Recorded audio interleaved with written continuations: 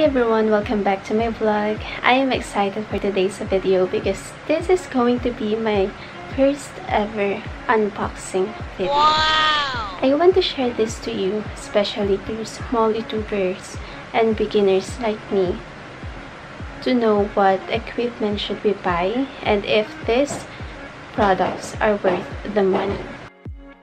We're going to review and unbox this Marantz Retrocast microphone.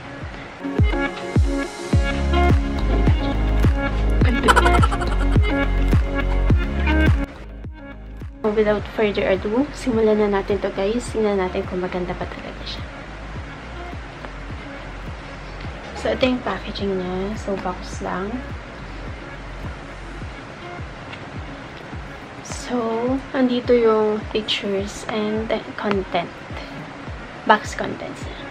So, sabi dito, meron tong Retrocast, of course, USB cable, stand adapter, and my mini tripod stand.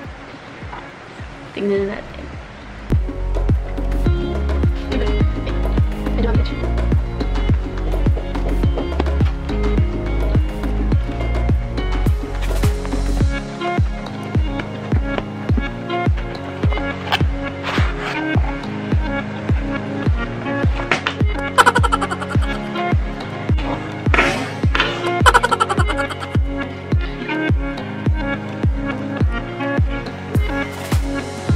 Sorry guys. Ayan siya. Wow! So, meron siyang syempre manual. Hindi mawawala yan. So, manual and the guide. Yung user guide.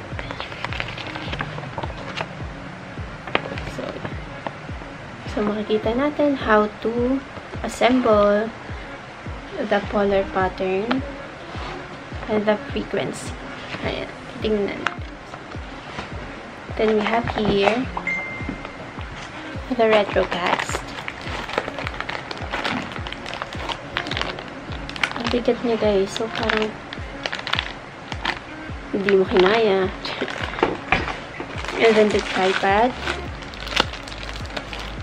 and the USB cable. So, pwedeng-pwede nyo siyang i-plug in sa desktop or laptop. So, i-assemble na natin siya.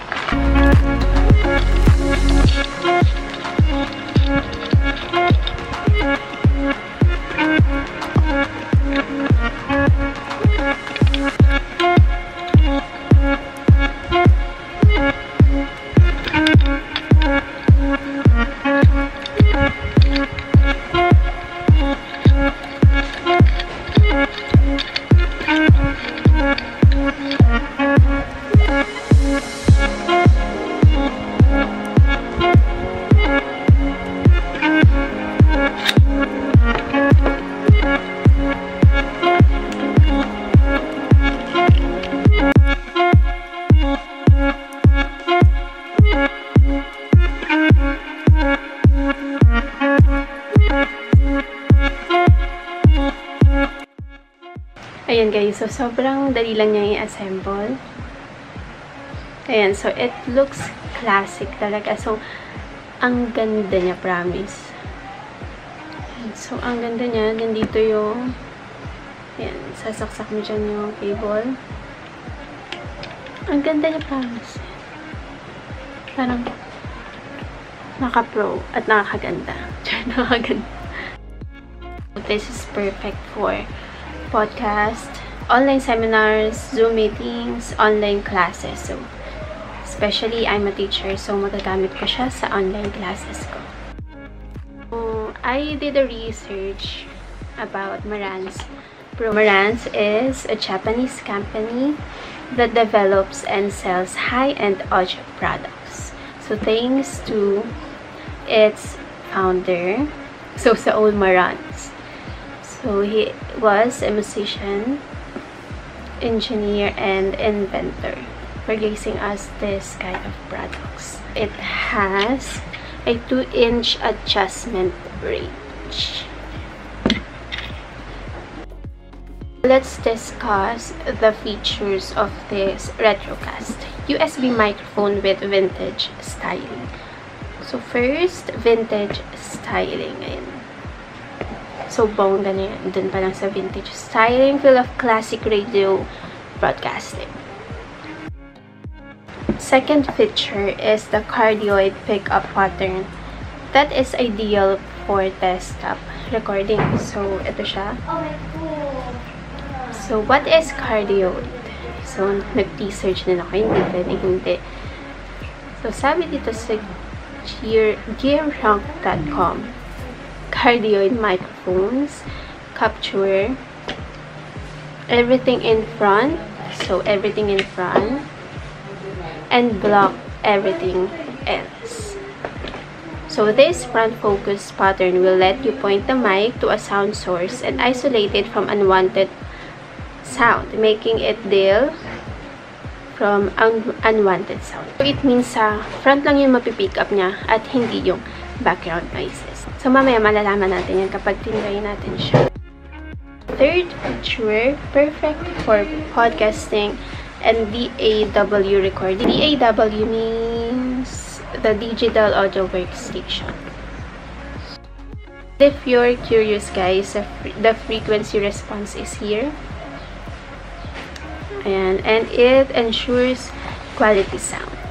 And the last feature is, yes, complete with cable and mini tripod stand. So, i-try na natin siya. So, I will compare my voice. So, this is my voice when I'm using my camera. So, camera lang siya. And mag-shift tayo sa Marantz Retrocast microphone using the Open Broadcaster software. I am using now the Retrocast microphone.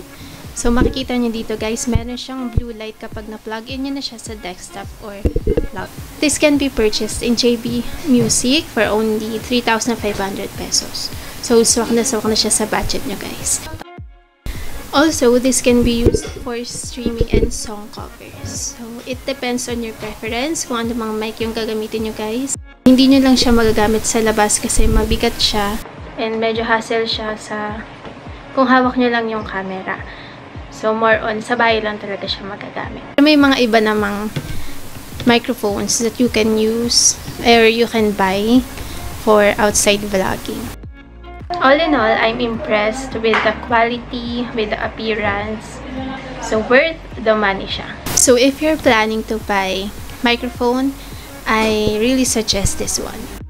That's all for our video, guys. So, please like, share, comment, and subscribe to our videos. See you in my next vlog. Bye!